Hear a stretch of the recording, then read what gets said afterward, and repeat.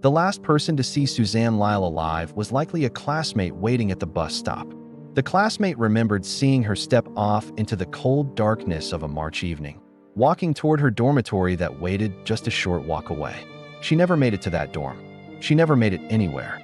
And in the 28 years since that night, no one has been able to explain what happened in those final moments between the bus stop and her residence hall. Welcome back to the channel. If you're new here, we dive deep into the cases that haunt investigators, families, and communities for decades. If that sounds like something you want to explore, consider subscribing and hitting that notification bell so you never miss an upload. Today, we're examining one of the most frustrating missing persons cases in New York State history, a case that would eventually change how America handles missing young adults, and one that still waits for answers in 2026. On the evening of March 2nd, 1998, the campus of the State University of New York at Albany was quieting down for the night. Students were settling into their routines of classes, part-time jobs, and late-night study sessions.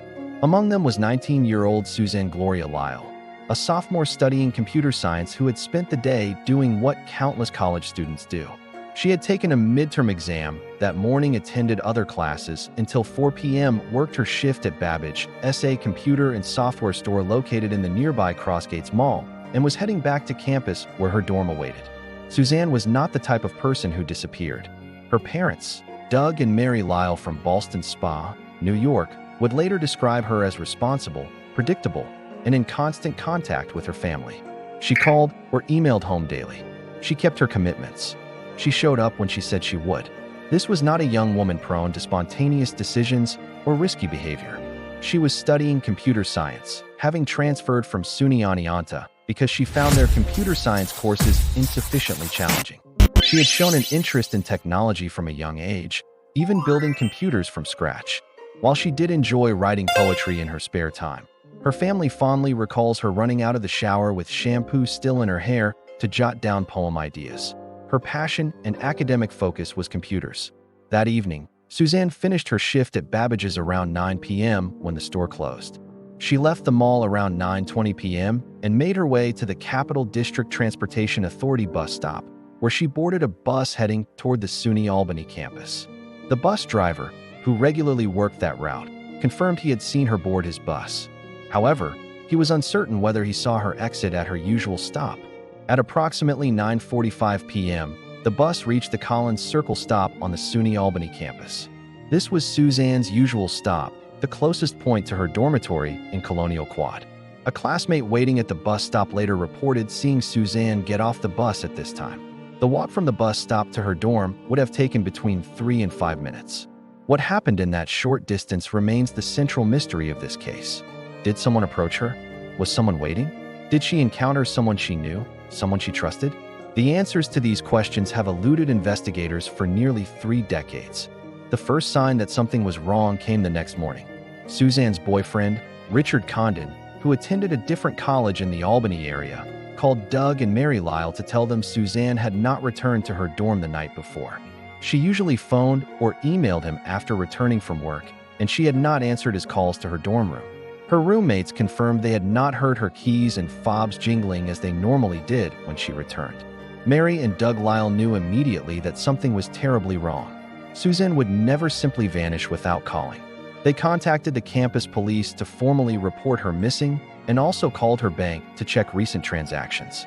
The bank informed them that Suzanne's debit card had been used to withdraw $20 from an ATM at a Stewart's Shop's convenience store in Albany at approximately 4 p.m. that afternoon, the day after she disappeared.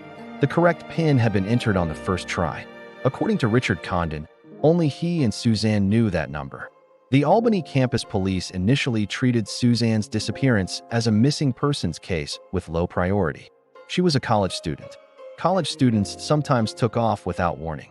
They told the Lyalls that brief absences were not uncommon for college students, and they should not worry. This attitude, this institutional reluctance to treat adult disappearances with urgency, would eventually become the focus of Doug and Mary Lyall's life work. But in those first crucial hours and days, it meant that precious time slipped away. The Lyalls did not wait for authorities to take action. Doug, a research scientist with a methodical mind who worked at the Capital District Psychiatric Center, began his own investigation. He drove to Albany, canvassed the campus, and made flyers. Mary worked the phones, calling anyone and everyone who might have seen her daughter. 2 days later, after Suzanne missed another midterm test and her other scheduled classes, campus police agreed this was not a typical case and called in the New York State Police for assistance. The Lyalls and SUNY Albany put up a $15,000 reward for information. Upon being admitted to Suzanne's dorm room on March 4th, the Lyalls saw clear signs that Suzanne had planned to return. Her computer was still on. Her hairdryer was still on the bed. Her glasses were on her bedside table. There were no signs of struggle, no indication that she had packed to leave voluntarily. The ATM withdrawal became a crucial piece of evidence. The Stewart's convenience store where the withdrawal occurred had a security camera, but it focused on the area around the cashier and did not show the ATM itself. What investigators could see was a figure wearing a Nike baseball cap who may have been at the ATM around that time. This person became known as Nike Man and was sought as a possible witness or person of interest, but he was never identified. 2 months after Suzanne's disappearance, another mysterious clue emerged. Her work name tag from Babbage's was found in the visitors' parking lot at SUNY, just 30 yards from the Collins Circle bus stop where she was last seen. The condition of the tag suggested it had been outside for some time, but investigators could not determine if it had been there since March 2nd or was placed there later. As the investigation progressed, disturbing details emerged about the weeks before Suzanne vanished. A co-worker at Babbage's told investigators that about a month before her disappearance, Suzanne had mentioned she believed she was being stalked by someone she did not know. However, the co-worker also said Suzanne did not appear to be afraid of this person. The investigation also focused intensely on Richard Condon. Mary Lyall later told investigators that her daughter had tried to end the relationship with Richard on several occasions, describing him as possessive and controlling. Each time Suzanne attempted to break up with him, he would become emotional and she would relent. 2 weeks before Suzanne disappeared, Mary recalled that she and Suzanne had been on a trip to visit Mary's mother when Suzanne asked if they could stop at Richard's house to drop something off. Mary later wondered if this had been a breakup letter, though Suzanne never explicitly said so. After Suzanne's disappearance, Richard told police that he and Suzanne were engaged, a development the Lyalls said they knew nothing about, despite Suzanne's habit of calling or emailing them almost daily. Richard provided investigators with an alibi for the evening of March 2nd. He said he had been playing a computer game remotely with a friend from RPI, and his friend confirmed this, recognizing Richard's playing style and moves. Computer activity logs appeared to support this timeline. However, after his initial conversations with police, Richard's cooperation ceased. He refused to take a polygraph test and told investigators he would only be interviewed again if his lawyer was present. He did not join search efforts for Suzanne and never went to her dorm after she disappeared. His refusal to cooperate, combined with the suspicious circumstances, including that he claimed only he and Suzanne knew her PIN, and that PIN was used correctly the day after she vanished, prevented police from fully ruling him out as a person of interest. His mother later told CBS News in 2010 that Richard had married and moved on with his life and would not comment on Suzanne's case. Police also investigated other leads. In 2005, a man named John Reagan, who was facing trial for a 1993 kidnapping in Connecticut, was arrested after trying to abduct a female student at Saratoga Springs High School. Since Saratoga Springs is a short distance from Ballston Spa, the Lyalls' hometown, police wondered if he might have been responsible for Suzanne's disappearance. However, even after Reagan was convicted of the attempted kidnapping, he refused to discuss the Lyall case with investigators. The investigation noted that Suzanne's disappearance bore similarities to another unsolved case. 13 years before Suzanne vanished, another SUNY Albany student, Karen Wilson, had disappeared from campus. That case also remains unsolved. As months turned to years, the Lyalls refused to let their daughter be forgotten. They channeled their grief and frustration into advocacy, lobbying for legislative changes that would prevent other families from experiencing the same delays and dismissive responses they had encountered. In 1999, New York Governor George Pataki signed the New York State Campus Security Act, also known as Suzanne's Law, which required all colleges in the state to develop plans for investigating missing students and violent offenses committed on campus and to promptly report these cases to state police.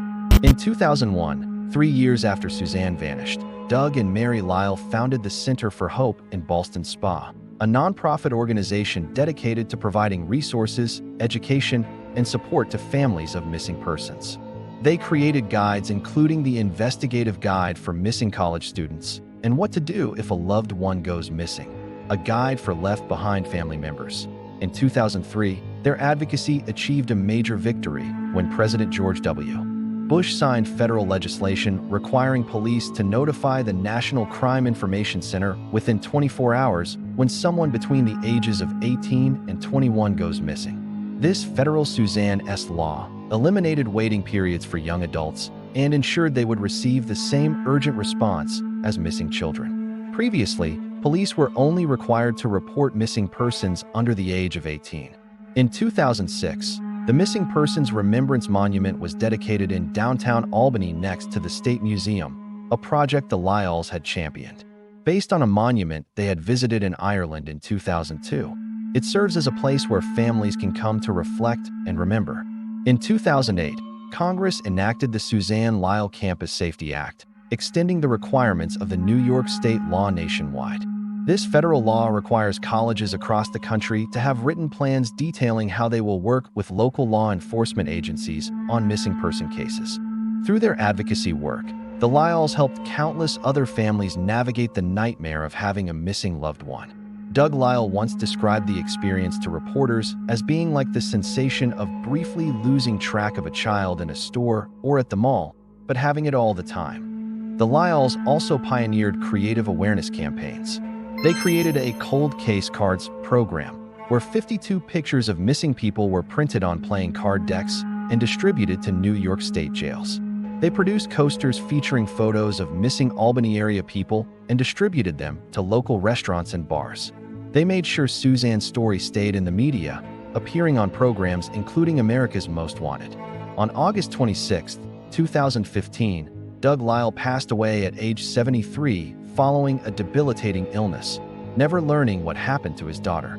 His death came after 17 years of tireless advocacy and searching. The tributes that poured in after his passing reflected the enormous impact he and Mary had made. State Assemblyman James Tedisco, who had worked closely with the Lyalls, wrote a moving tribute noting how they had turned their sadness and quiet desperation into a positive force for change. Mary Lyall continues the work she and Doug started.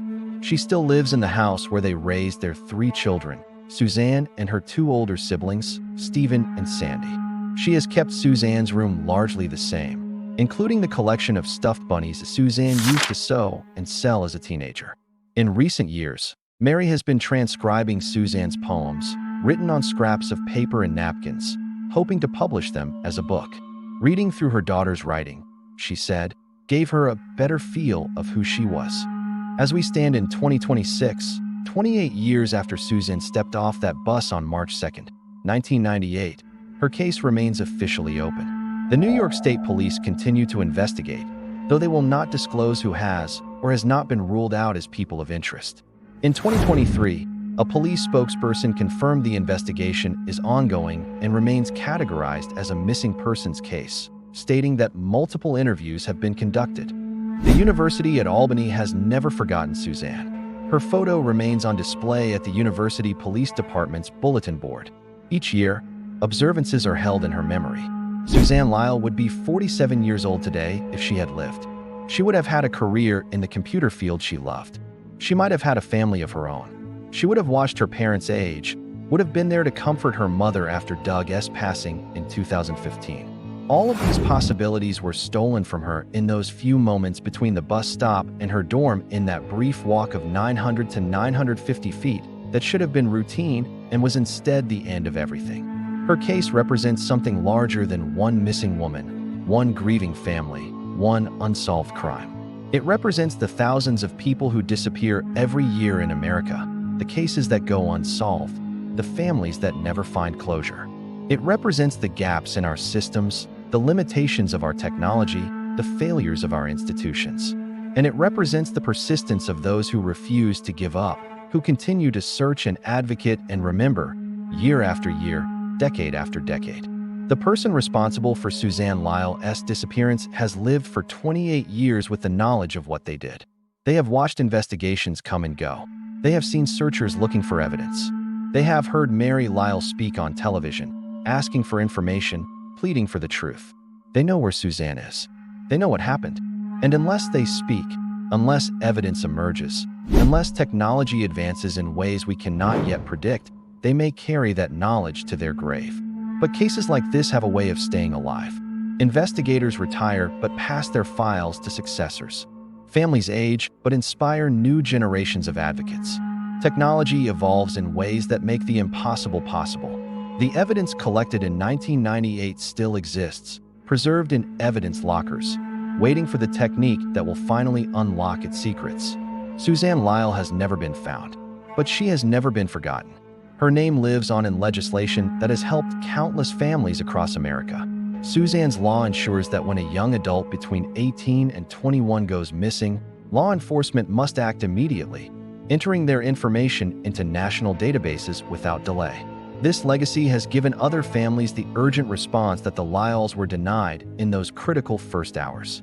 Her story serves as a reminder of what is at stake when we fail to take missing persons cases seriously. Her mother continues to speak for her, to advocate for her, to insist that her life mattered and that her disappearance demands answers. And somewhere, buried in the evidence of this case, the truth waits to be discovered. This case was not an ending. It was a beginning of advocacy, a beginning of reform, a beginning of a long search that continues to this day. If you have any information about the disappearance of Suzanne Lyall on March 2nd, 1998, please contact the New York State Police at 518-783-3212 or the Center for Hope. Even the smallest detail could be the piece that finally solves this puzzle. Sometimes the person who holds the key does not even realize they have it. If this case affected you, if it made you think differently about missing persons investigations or the importance of speaking up when something seems wrong, take a moment to subscribe to this channel. We cover cases like this every week, stories that deserve to be remembered, mysteries that demand answers, and investigations that reveal uncomfortable truths about our systems and ourselves. Hit that subscribe button and turn on notifications so you never miss an upload. Share this video with someone who needs to hear Suzanne's story. The more people who know about these cases, the greater the chance that someone somewhere will finally come forward with the truth. And if you want to go deeper into unsolved mysteries and cold cases, check out the channel. There are dozens of stories waiting for you. Each one as compelling and haunting as the one you just heard. Thank you for watching. Thank you for caring. And thank you for keeping the memory of Suzanne Lyall alive. Until next time, stay safe, stay curious, and never stop asking questions.